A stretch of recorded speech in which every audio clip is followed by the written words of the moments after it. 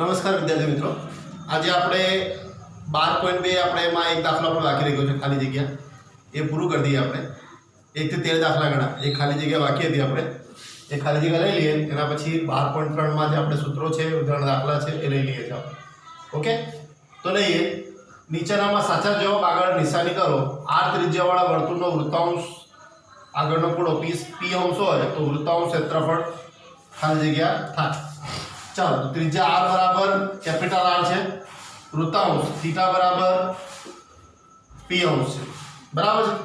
તો લઘુ વૃત્તાંશનું ક્ષેત્રફળ એનું સૂત્ર છે પાઈ r/θ છેદમાં 360, બરાબર છે. r ની જગ્યાએ કેપિટલ R લેવાનું છે, થીટા ની જગ્યાએ p અંશ લેવાનો છે. તો પાઈ એમને રહેશે, r/θ થઈ જશે થીટા બરાબર p અંશ છેદમાં 360, બરાબર. હવે અહીંયા આપણે 2 વડે ગુણી નાખીએ, કેમ કે જવાબ પ્રમાણે આપણે લેવાનું છે. તો 2πr² p અંશ છેદમાં 2 ગુણ્યા 360. તો જવાબ પ્રમાણે જે આપણે ચાલવાનું છે એમાં પ્રમાણે છે p અંશ છેદમાં 36 દુ 72 આવે એટલે 720 અંશ. કેટલા આવશે? 720 અંશ ઇન્ટુ 2πr². એટલે વિકલ્પ ડી આવશે જવાબ. કયો જવાબ આવશે? વિકલ્પ ડી. એમાં આવું આપેલું છે p અંશ છેદમાં 720 અંશ 2πr². આ 720 અંશ છે. 36 દુ 72 એટલે 720 થઈ જશે ને. 720 અંશ 2πr². 2 વડે ગુણ્યા 2 વડે ભાગી દીધા. વિકલ્પ ડી પ્રમાણે જવાબ આપણો આવશે. ઓકે, આગળ લઈએ. હવે આના પછીનો ટોપિક લઈએ આપણે.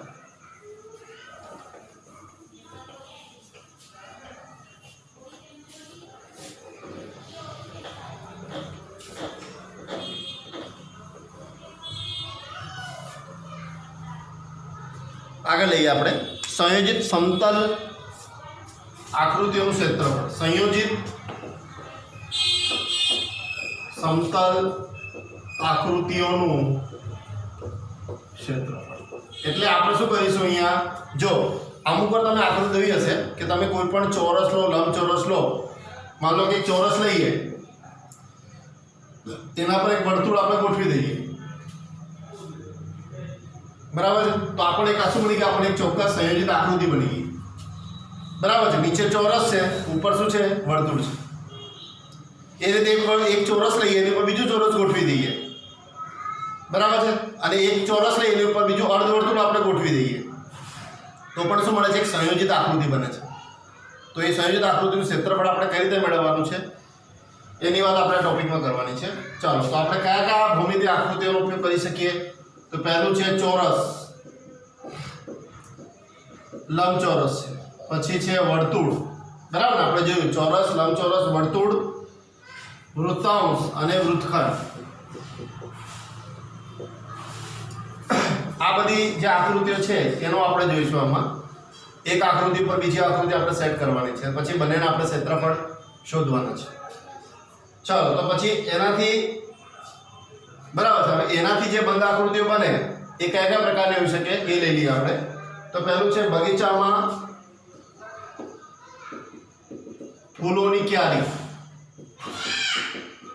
બગીચામાં ફૂલોની ક્યારી, બગીચો હોય, માનો કે લંબચોરસ કે ચોરસ બગીચો છે, એમાં આપણે ફૂલોની ક્યારી કરીએ. ફૂલોની ક્યારી કયા સ્વરૂપમાં હશે?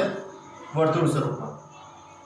ગાર્ડન જે હશે ચોરસ, લંબચોરસ, ગમે તે ત્રિકોણ, ગમે તે આકારનો હોઈ શકે. આપણે ચોરસ ધારીએ, માનો ચોરસ બગીચો છે, એમાં ફૂલોની ક્યારી આપણે ગોઠવવાની છે, બરાબર છે.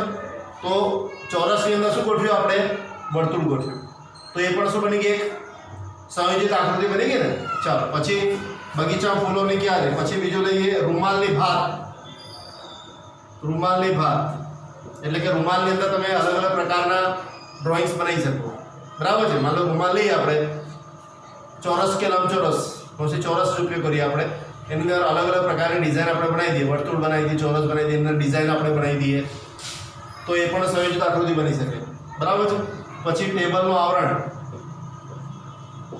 ટેબલનું આવરણ, બરાબર છે, એ પણ આપણે બનાવી શકીએ. પછી ગટરના ઢાંકણ, બરાબર છે, એની અંદર પણ આપણે અલગ અલગ પ્રકારના ડ્રોઈંગ્સ બનાવી શકીએ, એમાં અલગ અલગ આકૃતિ ગોઠવી શકીએ. પછી બારી બારણાની ભાત, વગેરે આવા બીજા ઘણા ઉદાહરણો આપણે લઈ શકીએ જેમાં આપણે સંયોજિત આકૃતિનો ઉપયોગ કરીશું. બરાબર છે. તો પહેલા આપણે સંયુક્ત આકૃતિમાં આ બધી આકૃતિનો ઉપયોગ કરી શકીએ. એમાં ચોરસ છે, લંબચોરસ છે, વર્તુળ છે, વૃત્તાંશ છે, વૃત્તખંડ છે. બરાબર છે. હવે કઈ કઈ આકૃતિઓ આપણે વ્યવહારમાં ઉપયોગ કરીએ છીએ? તો બગીચામાં ફૂલોની ક્યારી, બરાબર છે.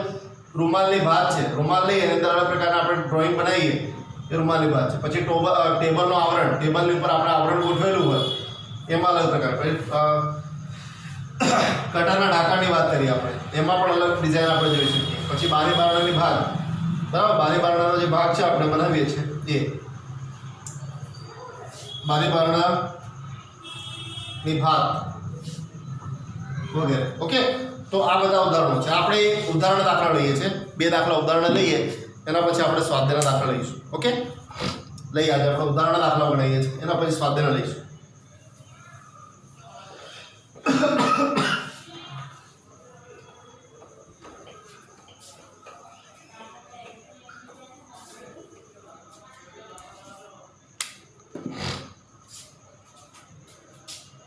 ઉદાહરણ દાખલો છે 56 મીટર બાજુવાળી ચોરસ લોન ABCD ની 2 બાજુઓ પર ફૂલની 2 વર્તુળાકાર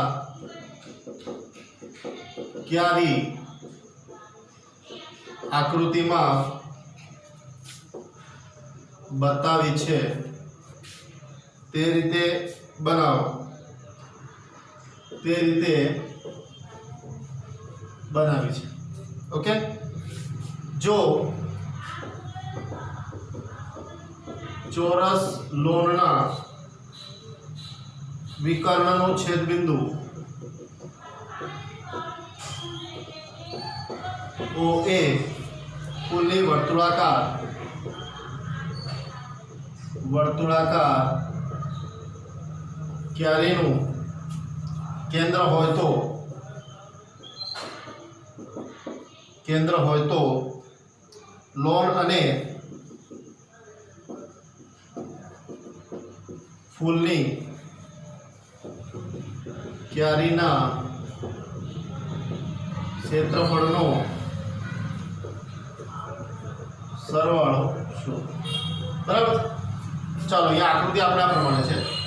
એક ચોરસ લોન છે, માન લો ચોરસ લોન છે, બરાબર. આ દરેક બાજુનું મૂલ્ય 56 છે, બરાબર. ચોરસ એટલે બધી બાજુ સરખી છે. આ ક્યારી, આજે આપણે ક્યારી બનાવેલી છે ઉપર નીચે બંને બાજુ, બરાબર. આ એના આપણને શું મળશે? વિકર્ણ મળશે. આ એનું છેદબિંદુ આપણને O મળશે. નામ આપી દઈએ અહીંયા A B C અને D. આ ચોરસ ક્યારી, ચોરસ લોન છે, બરાબર. એમાં આપણે 2 ક્યારી બનાવેલી છે ઉપર નીચે. તો અહીંયા કોઈ બિંદુ આપણે P આપી દઈએ, અહીંયા કોઈ બિંદુ Q આપી દઈએ, બરાબર. તો આપણે લઘુ વૃત્તાંશ મળશે. કયું મળશે? આ O A P અને B લઘુ વૃત્તાંશ. 2 લઘુ વૃત્તાંશ મળશે આપણને, O C Q અને D. બંનેના ક્ષેત્રફળ કેવા હશે? સરખા. તો આપણે કોઈ પણ એકનું મેળવીને ગુણાકાર કરી દેવાનો આપણે, બરાબર. તો ટોટલ ભાગનું ક્ષેત્રફળ મેળવવું હોય તો 2 લઘુ વૃત્તખંડ મળશે આપણને. આ એક લઘુ વૃત્તખંડ, આ લઘુ વૃત્તખંડ અને એક ચોરસ. તો આપણે લઘુ વૃત્તખંડનું ક્ષેત્રફળ શોધવાનું, બરાબર. એના ગુણ્યા 2 કરી દેવાના તો બંને લઘુ વૃત્તખંડ ક્ષેત્રફળ મળી ગયા અને એક ચોરસ ક્ષેત્રફળ મેળવી દઈએ, બરાબર. ચાલો તો પહેલા શું લઈએ આપણે? પહેલું શું મેળવીશું? ચોરસનું ક્ષેત્રફળ. પહેલા આ વસ્તુ આપણે મેળવી લઈએ તો શું આવશે? ચોરસ ક્ષેત્રફળ એટલે ચોરસ ક્ષેત્રફળ બરાબર શું મળશે આપણને?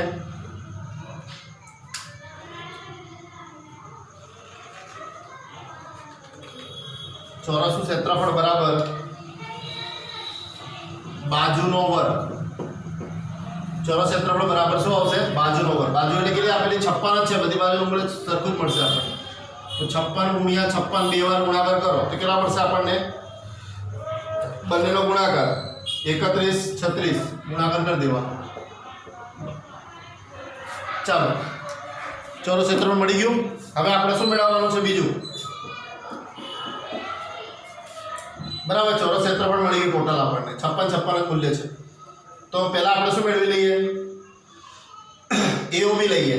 AOB નું ક્ષેત્રફળ મેળવી લઈએ. પહેલા આપણે અહીં ખૂણો કેટલા અંશો મળશે,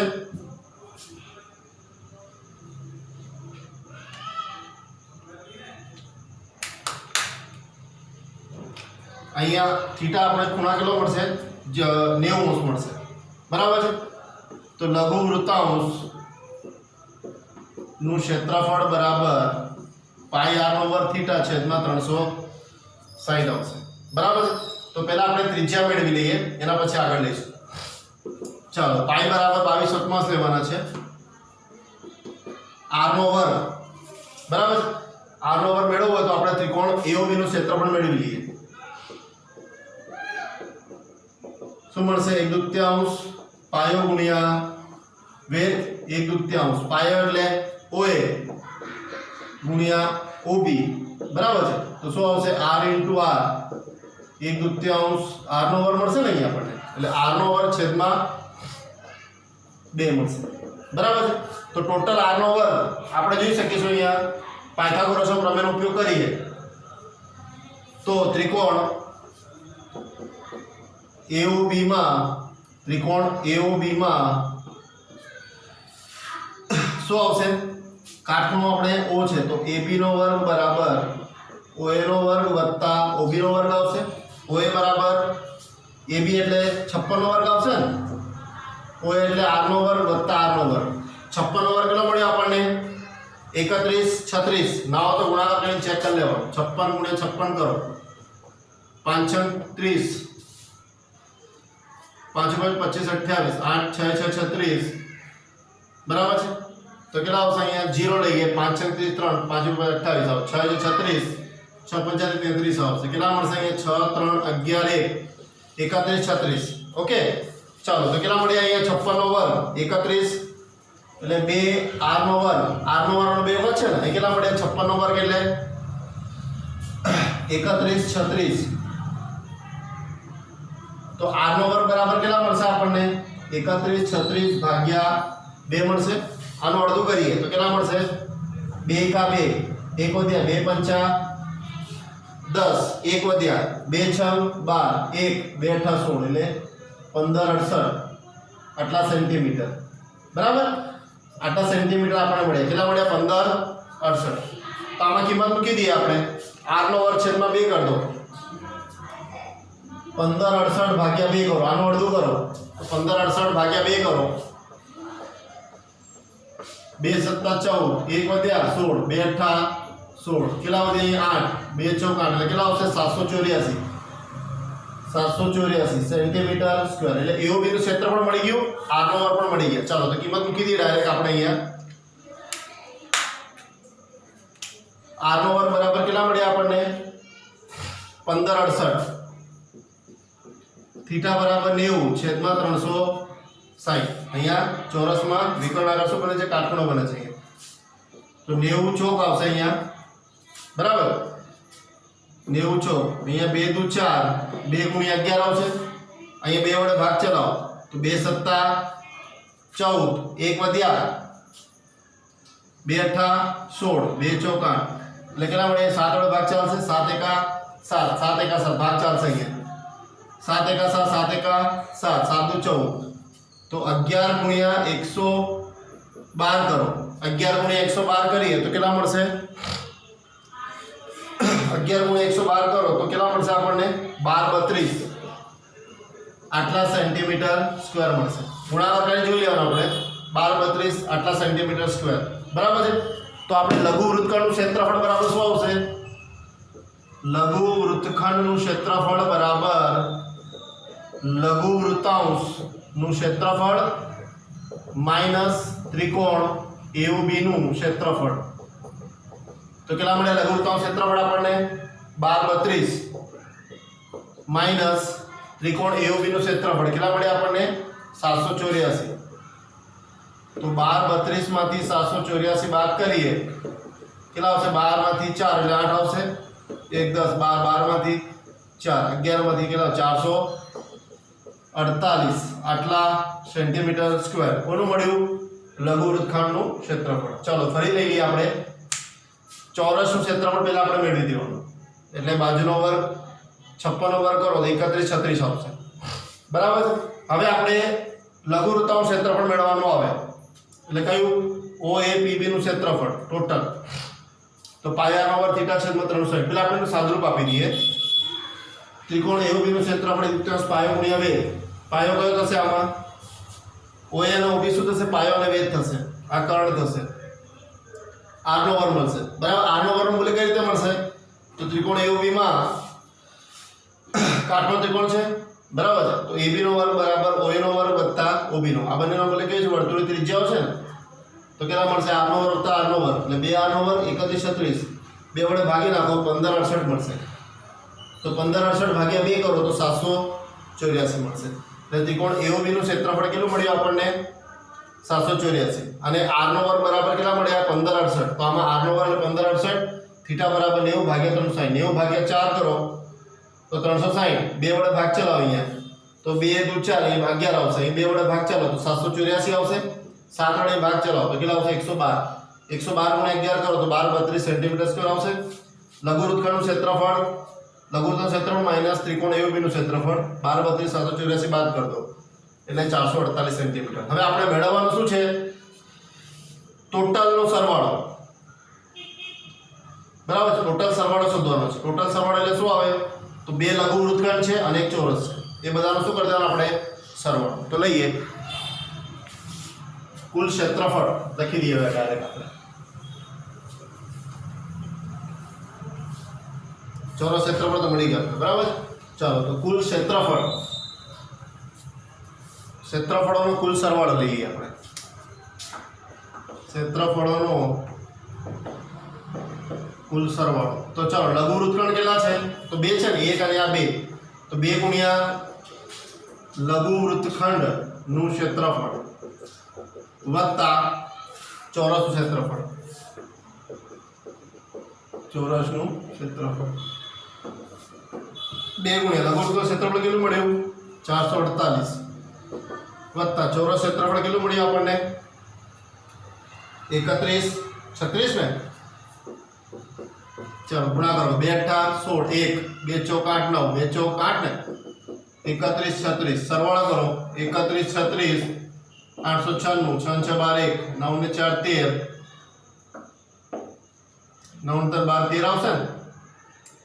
8 ને 10 1 4032 આટલા સેન્ટીમીટર સ્ક્વેર ટોટલ સરવાળો. આ બધાનો સરવાળો કેટલો મળશે? 4032. ઓકે. ચાલો તો આ પ્રમાણે આપણે દાખલો ગણવાનો છે. કેટલો મળશે? 4032. ચાલો આના પછીનો આપણે દાખલો હજી લઈએ. ઉદાહરણ દાખલો. જો ઉદાહરણ દાખલા પૂછી શકાય એવા દાખલાઓ છે એટલે હું ગણાવું છું.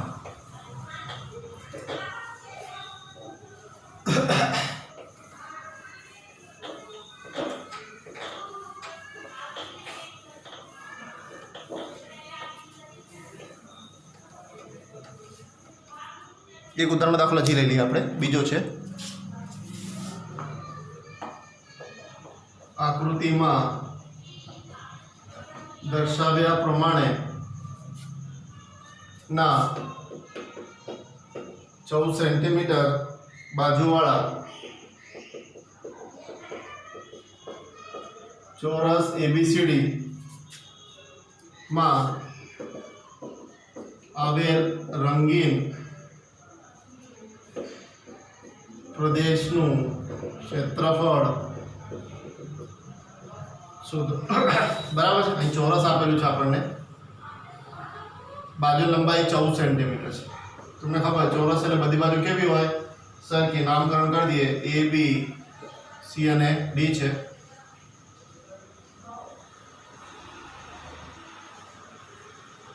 ઓકે. 14 સેન્ટીમીટર છે. A B C અને D છે. તો આપણે રંગીન પ્રદેશ અહીંયા 4 વર્તુળ લેવાના છે. આ બાકીનો ભાગ કેવું શું કે છે? રંગીન છે. 4 વર્તુળ રંગીન નથી. બાકી એનો બાજુનો ભાગ જે છે ને બધો આ રંગીન ભાગનો આપણે ક્ષેત્રફળ શોધવાનું છે. બરાબર છે. તો સૌપ્રથમ આપણે કોનું ક્ષેત્રફળ મેળવવું પડે? ચોરસનું ક્ષેત્રફળ મેળવી લઈએ. બરાબર છે. પછી પ્રત્યેક વર્તુળનો વ્યાસ 7 સેન્ટીમીટર પ્રત્યેક વર્તુળની ત્રિજ્યા આપણને 7/2 મળશે. એક વર્તુળનું ક્ષેત્રફળ મેળવી દઈએ. રંગીન પ્રદેશનું ક્ષેત્રફળ આપણે મેળવવાનું છે. ચાલો અહીંયા લઈએ આપણે. ચાલો પહેલા આપણે શું આપેલું છે? બાજુના મૂલ્યો AB બરાબર BC બરાબર CD બરાબર DA બરાબર 14 સેન્ટીમીટર. તો પહેલા આપણે શું મેળવીશું? ચોરસનું ક્ષેત્રફળ એટલે શું આવે? બાજુનો વર્ગ. તમે L નો વર્ગ લખો તો પણ ચાલે. કેટલો આવશે? 14 નો વર્ગ. 14 ગુણ્યા 14 કરો. 14 નો વર્ગ કેટલો છે? 196 સેન્ટીમીટર સ્ક્વેર. તમારે વર્ગ કરીને કરો જોઈ લેવાનું. 14 ગુણ્યા 14 કરી દેવાનું. બરાબર છે? ચાલો તો અહીંયા પ્રત્યેક વર્તુળની ત્રિજ્યા, પહેલો તો વ્યાસ છે 14 નું અડધું કરી એટલે 7 મળશે. બરાબર. પ્રત્યેક વર્તુળનો વ્યાસ પેલા લઈ લઈએ આપણે. વ્યાસ બરાબર 14 ભાગ્યા 2 એટલે કેટલા મળશે? 7 સેન્ટીમીટર. હવે પ્રત્યેક